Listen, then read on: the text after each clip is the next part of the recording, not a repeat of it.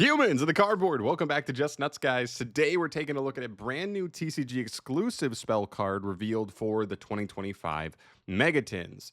We already had one card revealed. That card was kind of an interesting floodgate card. Actually, kind of like might have some juice to it. We'll see. But this new one is a new normal spell card here. It has, I can't remember his name, but I think he's like kind of Alice in Wonderland coded. I think he's like a Cyberse monster, and his name is something like Mad Hatter or something like that.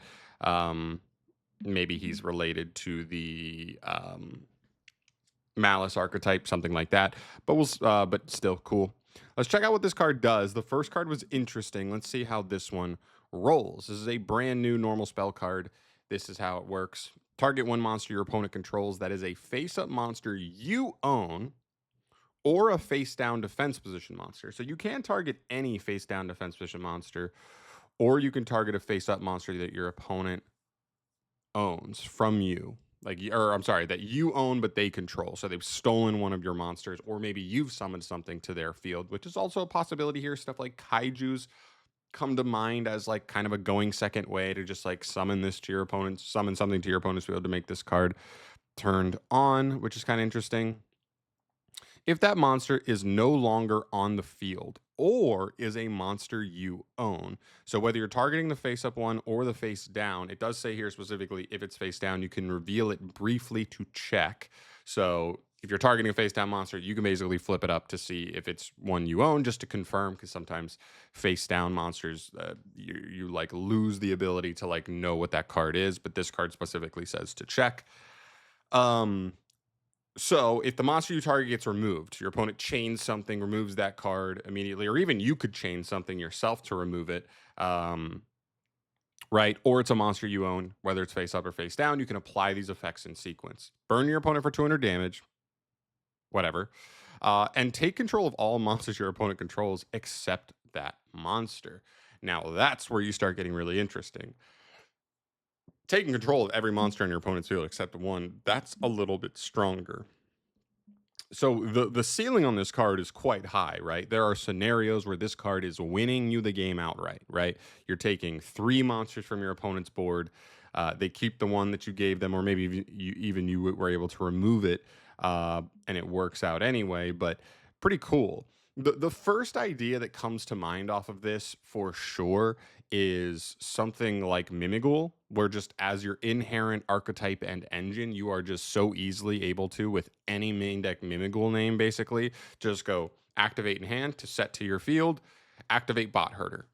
And if your opponent doesn't have a way to stop Bot Herder, you're going to attempt to steal, non-target steal every monster they control. So it is interesting in that standpoint. That does make this card a little bit cheeky in a deck like MIMIGHOUL. You can also throw out the possibility that Triple Tactics Thrust is kind of a cool card to be able to get access to this going second.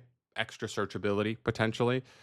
And then outside of that, there's some other generic cards that come to mind, right? You think about stuff like the kaiju type monsters of the world, where that even has even better synergy, specifically going second, because like if your opponent has one monster on field that's going to be their answer to a card like this, the kaiju clears that, and then this is stealing every other monster they control.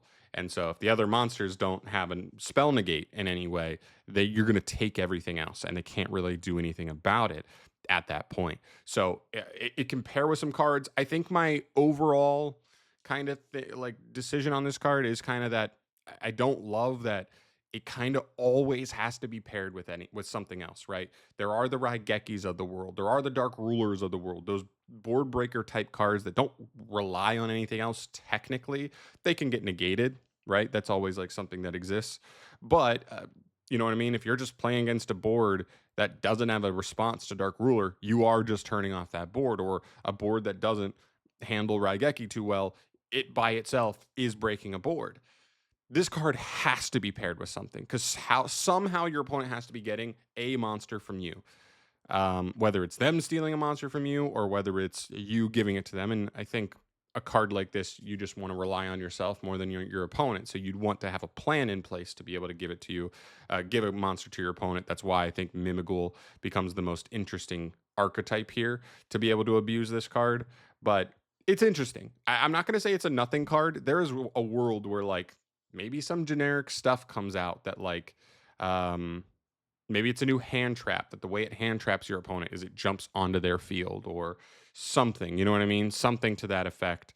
Um, and I'm sure there's other cards that I'm just not thinking of off the top of my head that are kaiju esque in that they give a monster to your opponent, but like in a hindering way, to maybe make this card extra interesting there. But I don't know. It's a really cool card though. I like the concept of it.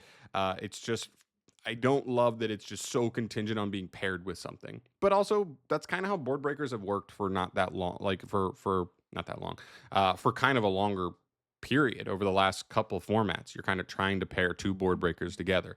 The first one's the bait. The second one is what breaks the board in a lot of cases. So I maybe that's kind of where this maybe falls into, but we'll see. So interesting card. Some really kind of specific setup it needs to get there, but maybe it will get there, especially with Mimigoul combining with Yummy very recently, as well as now that Mimigoul is getting printed into the OCG, they should be getting another one or two cards in the next couple core sets as well. So maybe Mimigoul just kind of comes out swinging, and it's perfect timing for this card. And maybe Mimigoul just can actually take advantage of it like really well. We'll have to wait and see. But there you go. There's the new card. Let me know your thoughts on this card down below. Are there any other really cool applications? I feel like there have to be other solid monsters or cards that give a monster to your opponent that you own, so that way a card like this can be made, you know, more live more often. But let me know your thoughts down below on that. But I'm out of here for today. Thank you so much for watching. As always, guys, I will see you in the next video. Peace.